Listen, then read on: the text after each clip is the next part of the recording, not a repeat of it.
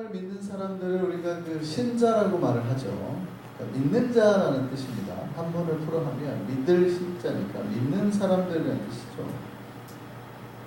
하나님 앞에 예배를 드리고 하나님을 믿는 사람들 우리가 신자라 그러는데 늦게 믿었든 최근에 믿었든 아니면 수십 년 전에 옛날부터 믿었든 새벽 수요일 금요일 다 나오든 주일을 지키든 아니면 주일만 지키든 또 봉사를 하든 안 하든 헌금을 하든 안 하든 우리는 모두 신자라고 부르죠.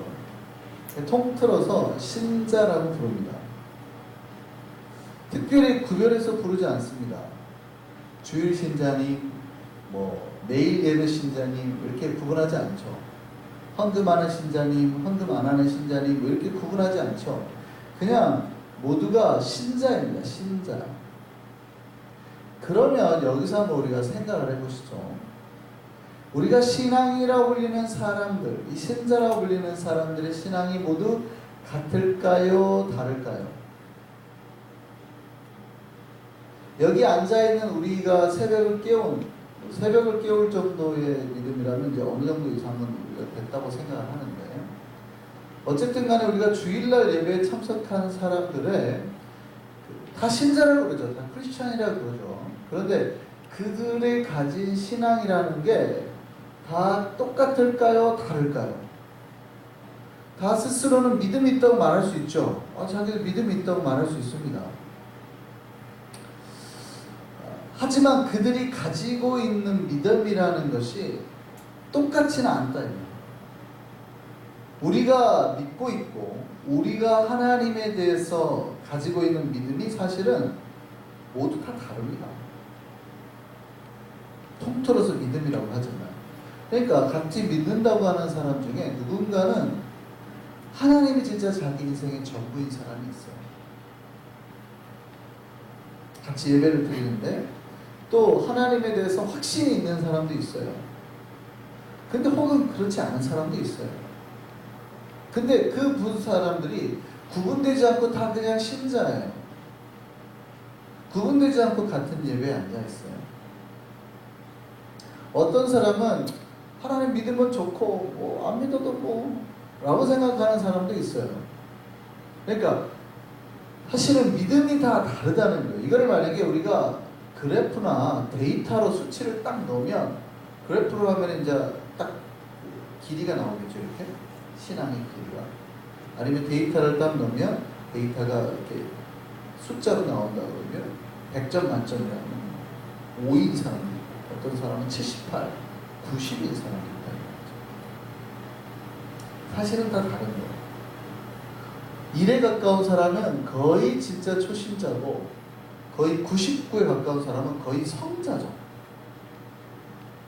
그러니까 1인 사람이나 불신자에 가까운 사람이나 성자에 가까운 사람이나 사실은 통틀어서 그냥 우리는 다 크리스천 아니면 신자 그렇게 말을 해버려요. 근데 이 사람들의 신앙이 같은 걸까요? 다른 걸까요? 대답 들어요. 같은 거예요? 다른 거예요? 다른 거예요. 여기서 제가 말하려고 하는 건 뭐냐면, 신앙이라는 거는 사실은 내가 어느 상태로 오랫동안 머물면 안 된다는 거예요. 내가 지금 있는 상태가 10년 전이랑 크게 다르지 않다라는 거는 사실은 내가 어느 정도 신앙이라는 것이 어느 정도 그 포인트에서 한 번도 움직이지 않고 그대로 있었다는 거예요. 그게 어떤 사람은 5일 수도 있고 어떤 사람은 20일 수도 있어요. 근데 우리의 목표가 예수 그리스도가 100이라고 한다 그러면 100에 가까이 갔어야 되거든요. 근데 거기에 사실은 우리가 내 신앙 포인트는 물론 다 다르고 모르지만 그 포인트에서 가만히 있었다는 거예요. 그럼 우리가 신앙생활을 잘했던 걸까요? 잘못했던 걸까요? 네.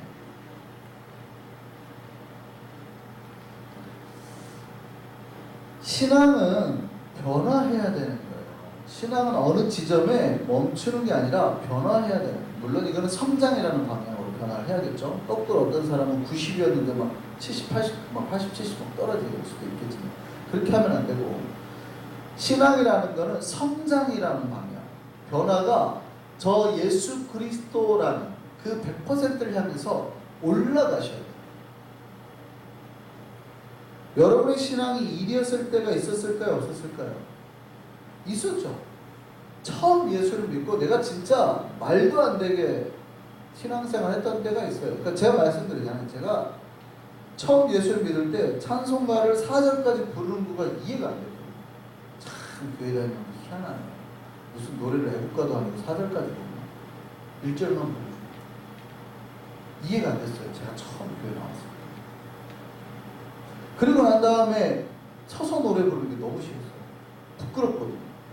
아니 앉아서 불러야 되는 걸 기어이 서서 부르는 몇 가지 이해가 안 되는 것들이죠. 그러니까 말도 안 됐던 때가 있어요. 자기 신앙이 진짜 일이었던 때가 있다고 하다. 근데 거기서 만약에 머물렀으면 어떻게 돼요? 딱 그 수준으로 평생 신앙생활 하는 거예요. 노래 4절 부르는 것도 못마땅하고 새벽에 나오라는 것도 못마땅하고 다 못마땅하거든요. 다. 근데 지금은요. 꽤 많은 성장이 있었겠죠. 그래서 오늘날 목사까지 된 거 아니겠습니까? 우리의 신앙이 일이었을 때가 있어요. 근데 쭉 성장해서 여러분의 신앙을 정말 예수 그리스도라는 100%로 두었을 때 어떤 사람은 점점 성장해서 60, 70까지 와 있는 사람도 있겠죠. 어쨌든 우리의 신앙이라는 거는 쭉 계속 성장을 해야 된다. 그런데 간혹 어떤 신자들은 자기의 신앙이 1이었는데 10까지 정도 오니까 만족해요. 자기가 생각에는 꽤 많이 성장한 거죠. 여러분, 신앙이 1에서 10까지 성장했다면 많이 성장한 건가요? 아닌가요? 아니, 대답들어요. 신앙이 1에서 10까지 내가 성장을 했어요. 많이 성장한 게 한 거예요? 아닌 거예요? 꽤 많이 성장한 거죠. 왜냐하면 세가족의 입장에서 10까지 성장한 거는 꽤 많이 성장한 거죠. 그러니까 성장이라는 그래프만 보면은 꽤 많이 성장한 겁니다. 그러니까 그렇게 성장했다고 생각해도 괜찮습니다. 근데 한번 생각해 보세요. 여러분 6년 전에 제가 우리 한 주를 생각하면 지금은 거의 사람이 된 것 같습니다. 제가 뭐 진화론을 믿지는 않지만 거의 그때는 침팬지에 가깝지 않았나. 거의 사람 말을 잘 못 알아듣죠. 거의 사람 말을 못 알아듣고 별로 이렇게 소통이 안 돼요. 거의 소통이 잘 안 된단 말이에요. 전 처음 뉴욕에 왔을 때요, 한 주가 말도 제대로 못했습니다. 기저귀 하고 있었고. 그러니까 그때는 얘가 소통이 안 되니까 저희가 3층에 살았잖아요. 게다가 저는 뉴욕에서 처음에 놀랐던 게 바닥이 나무였다는 집이 나무네. 처음 깜짝 놀랐어요. 제가 처음에 뉴욕 와가지고. 근데 그 나무가 이렇게 제가 앉아가지고 이렇게만 해도 삐고도 이렇게만 해도 그때는 뭐 침대 이런 게 없었으니까 바닥에서 제가 한 6개월 이상 바닥 생활을 했던 것 같아요. 근데 바닥에 앉아 밥을 먹으려고 바닥에 앉아가지고 엉덩이를 이렇게 뜨면 이렇게 하고 이렇게 하는 거예요. 그 집이. 근데 그런 집을 복도가 길었단 말이에요. 우리 김한주가 여기서부터 거기까지 항상 달리기를 하는 거예요. 다다다다다다다다다 다다다다다다다. 그러니까 아랫집에서 못 견뎌요. 새벽 7시고 뭐고 올라옵니다. 저희가 새벽 예배 갔다 오면 막 다 올라와가지고 막 잠옷 입고 아주. 그래서 저희가 6개월 만에 이사를 나왔죠.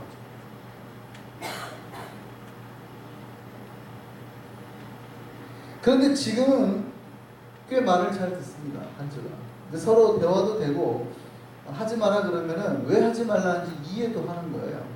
그러니까 굉장히 많이 성장했죠. 여러분이 보시기에도. 그러니까 성산이가 한 주만 할 때 왔는데 지금 저보다 키가 더 크잖아요. 그죠? 성산이 지금 저보다 더 크고. 그러니까 성산이도 성장을 한 거고 한 주가 그 사이에 처음 왔을 때 성산이만큼 성장이 있는 거예요. 근데 주변에서 저한테 이렇게 말하는 사람이 있다고 한번 생각을 해서 가정을 한번 해보시죠. 목사님, 한 주가 이제 많이 컸는데 이제 좀 그만 크게 합시다. 밥 좀 그만 먹여야 되겠어요. 라고 물었는데 제가 이렇게 답하는 거죠. 그러게요. 얘 꽤 많이 컸는데 이제 밥 그만 먹여야 되겠네. 이제 밥을 3분의 1로 줄여야 되겠어요? 라고 대답을 해보시죠. 제가 대답을 해봤다고 생각해 보시죠. 이 대화가 정상적인가요? 미친 건가요?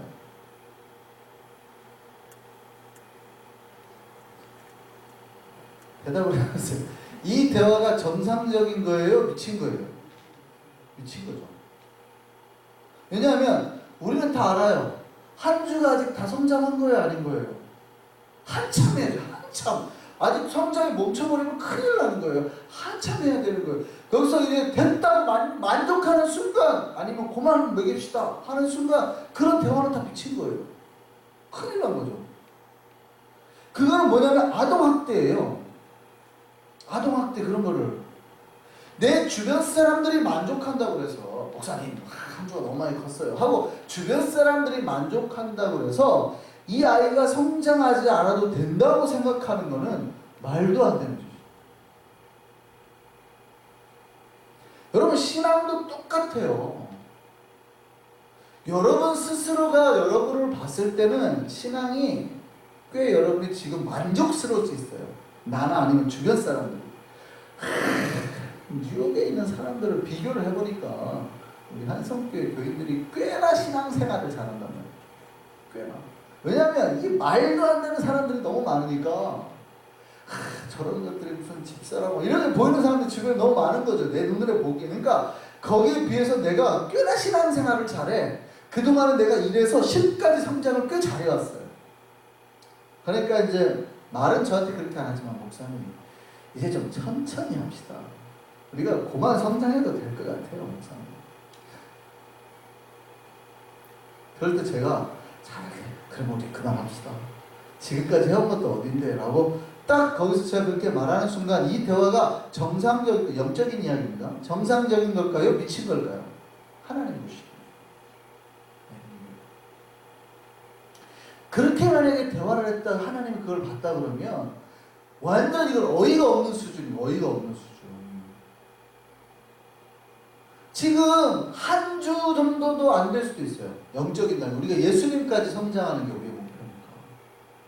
그런데 이제 겨우 기저귀 뗀 사람들이 만족해버리는 경우가 있어요.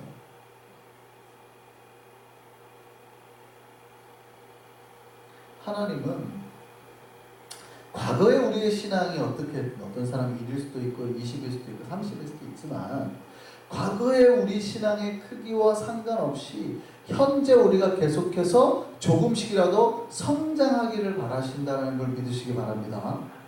인간들은 현재 상황에 만족해요. 근데 하나님은 우리가 현재 가지고 있는 이 신앙에 만족할까요? 안 할까요? 안 하시죠. 성장하기를 바라시는 거예요. 제가 목사가 됐으니까 제 신앙생활에 제가 만족을 해야 될까요? 제 신앙 상태에? 여러분의 그러면 목표가 딱 저만큼이에요? 여러분의 목표는 딱 어떤 장로님 만큼이에요? 절대 그렇게 되면 안 되죠. 우리의 목표는 예수님이기 때문에 제가 아니에요. 훨씬 우리의 목표는 높아야 되는 거예요. 성장해야 되는 거예요.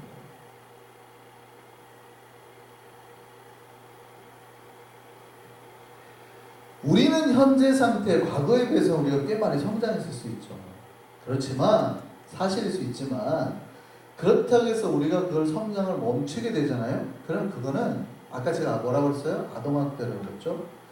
자기가 자기에게 그걸 한다면 영적인 자기학대예요. 다른 이의 성장을 방해하면 뭐예요? 영혼학대죠, 영혼학대. 신앙은 뭐 해야 된다고요? 성장. 이렇게 말할 수 있는 거죠. 목사님, 내가 뭐 성장하기 싫어서 그럽니까? 성장은 하고 싶은데 잘 안 되니까 그러죠? 그렇게 질문할 수 있죠. 그럼 여기서 우리 한번 생각해 볼 게 있어요. 그러면 어떻게 해야 우리 신앙이 성장할 수 있을까요? 우리가 신앙 성장을 해야 된다고 생각을 할 텐데 어떻게 해야 우리 신앙이 성장을 할 수 있을까요? 여러분, 신앙 성장은 가만히 있어서는 되지 않습니다. 뭘 해야 될까요? 잘 먹고 잘 먹어야 된다고 생각합니다. 그러니까 말씀을 먹는 횟수가 굉장히 중요하다는 얘기죠. 잘 먹어야 돼요. 말씀을. 아이들이 잘 먹는 아이하고 잘 안 먹는 아이하고 벌써 발육 성장이 다르죠. 잘 먹어야 돼요. 잘 쉬어야 되고 또 운동을 해야 돼요. 훈련을 받아요. 트레이닝을 받아요. 뿐만이 아니라 신앙 성장은 하여간 가만히 있으면 안 되고 도전을 해야 됩니다. 뭔가 도전. 우리가 할 수 있는 최고의 도전. 새로운 것에 대한. 그러니까 현재의 삶에 만족하면 변화가 없어요. 현재의 삶을 뛰어넘는 영적인 도전을 해야 신앙이 성장을 합니다. 제가 언제 제 군대 얘기를 한번 드린 적이 있는데, 제가 군대 갔을 때 처음에 딱 가니까 고참들이 정신교육 같은 걸 하죠. 근데 그때 제일 많이 들었던 말이 뭐냐면 현 생활에 만족합니다. 현 생활에 만족합니다. 그 말을 하라는 거예요. 근데 도대체 왜 자꾸 저 말을 가르치나 봤더니 조금 지나면 부대 중대장과 대장과 면담을 해야 돼요. 상담을 해야 돼요.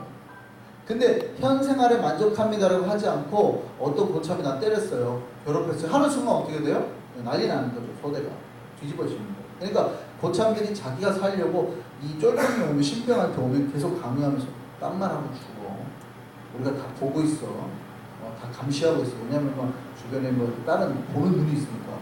근데 나 너 끝나고 다른 말 하면 가만 안 둬. 이런 거죠. 계속 하라는 말이 현 생활에 만족하는 거예요.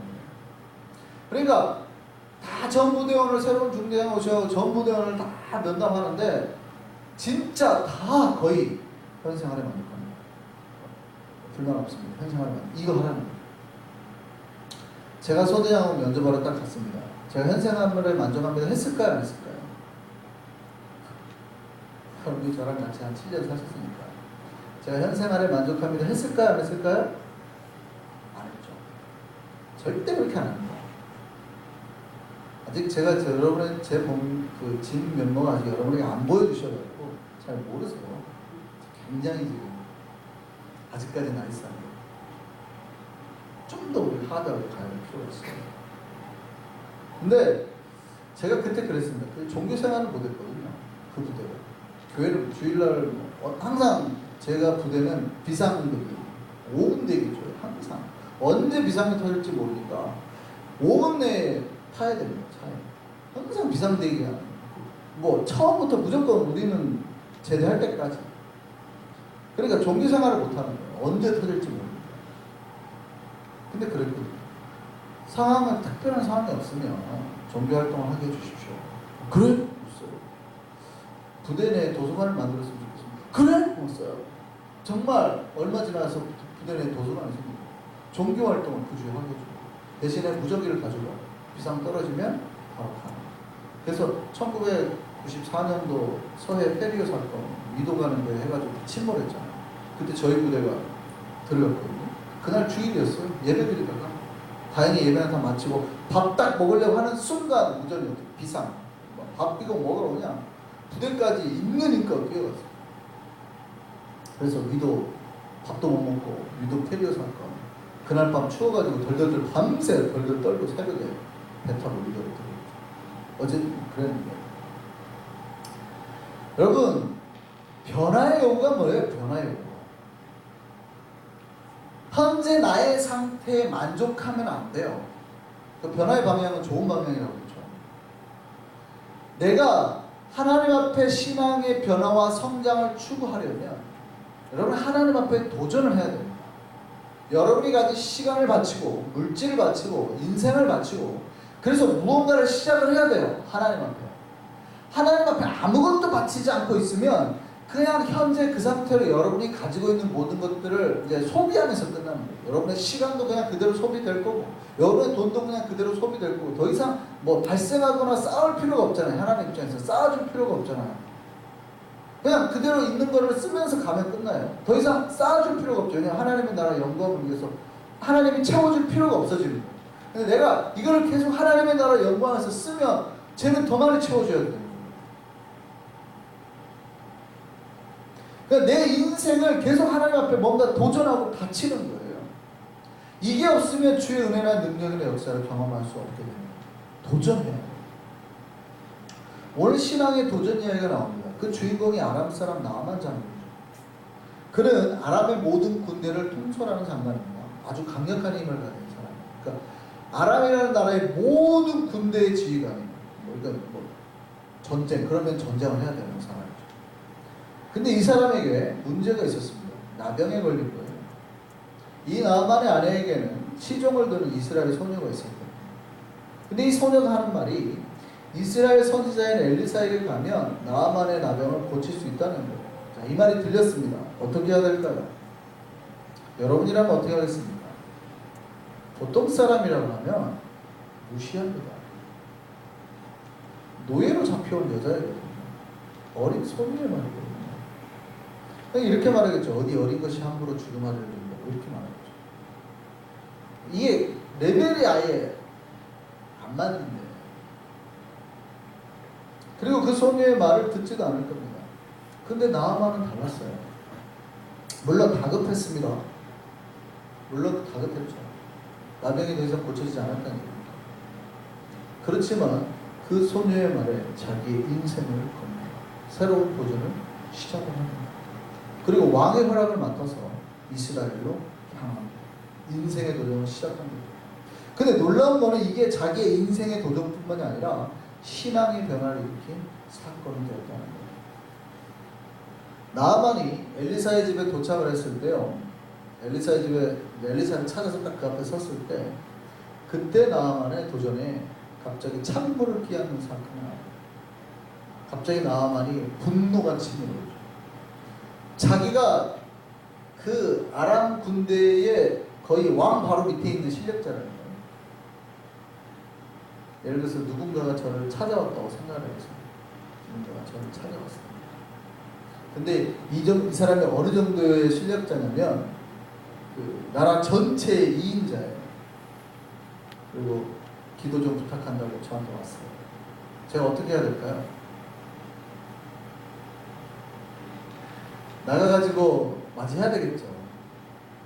그런데 제가 나아가지도 않고 물론 뭐 사원은 아닙니다만 우리 부목사님을 보내가지고 이렇게 하라는 거예요. 저기 가서 저 가가지고 여기 크로스파크웨이 그쪽 가면은 요트장 있는데 거기 똥물 있는데 거기 가서 물속에 7번 담그세요 라고 제가 말을 했단 말이에요. 그 사람이 기분이 좋을까요? 나쁠까요? 이거는 북이스라엘 왕이 벌벌벌 떨 정도예요. 아람 왕이 편지를 받고 벌벌벌 떨 이거는 전쟁 일으키려고 하는 거구나. 벌벌벌 떨었다고요, 왕이. 근데 나만 생각하면 이런 거죠. 감히 종교인 따위가, 이 종교인 나부랭이가 자기를 맞을 생각은 안 하고 사원 하나 보내는 거 아니에요? 인생의 도전을 맞는 거예요.